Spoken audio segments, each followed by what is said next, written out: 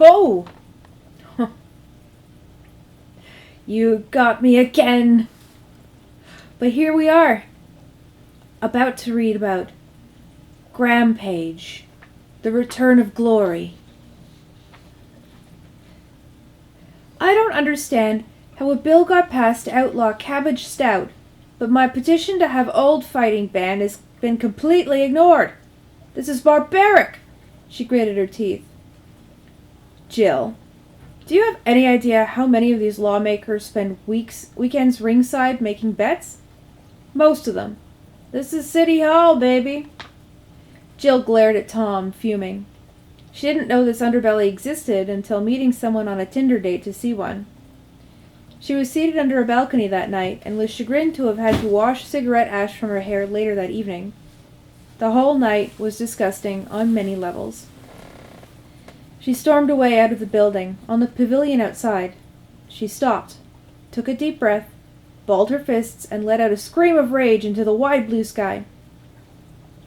Little did anyone know, Jill's primal indignation had struck a mockingbird in a nearby tree. Frightened, it flew away southeast to a mountain. Once landed, it echoed the howl of Jill into the falling evening. Jefferson listened attentively from underneath his berry patch. He untangled his beard from the canes and pulled his legs from the soil. He stretched the slumber from his arms and snatched a branch to walk into the city. Slowly, he lumbered down from the mountain. Without rest, his stiff limbs shuffled forward northwest. After 2 days of slow shambling, he found himself on the steps of City Hall. Through the glass doors, he spotted Tom in the lobby. His long, rail-thin arms stretched out toward him, unfolding a gnarled finger like a fiddlehead. He beckoned Tom forward. Confused, Tom obliged the strange old creature. He walked out of the building with his head cocked. "Hey, old man, what are you doing here? What do you want?" The Ancient One smiled softly. "Revenge," he said with a voice that hadn't been used in so long it had to force its way through earth and cobwebs. Then his limbs began to move, slowly at first, until he willed them to become limber. His arms waved high, his knees sprang upward, his feet kicked wildly into the air. "What the Tom muttered, transfixed. The old man's dance became increasingly frenzied. He flipped upside down, spinning on his gray head. His legs wheeled. He undulated furiously. Then he stopped. "Seriously, what the hell are you doing, old man?" Jefferson extended his gnarled finger at Tom. "The shame dance, boy!"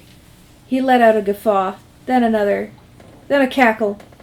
Then his laughter became him, and he vanished into a puff of smoke. "Well, that was fucked up." Tom shook his head and turned back to go to work. But that very night, a change was in the air. Old blood was rushing with great vigor in old veins. News wouldn't air until the next morning, but by evening, the streets were surging with screaming, running people. Rocco was nearly knocked over by a 30-something sprinting away from an unknown threat. He regained his balance, but lost his cigarette on the road. "Damn," he said, turning around. Suddenly, there was an old man before him. Menacingly old. "Whoa," he caught himself. "It's back in my day again, you whippersnapping son of a bitch!" He pushed his walker closer. Rocco stepped backward. "Okay, Boomer," he held his hands up. "Easy now, Boomer."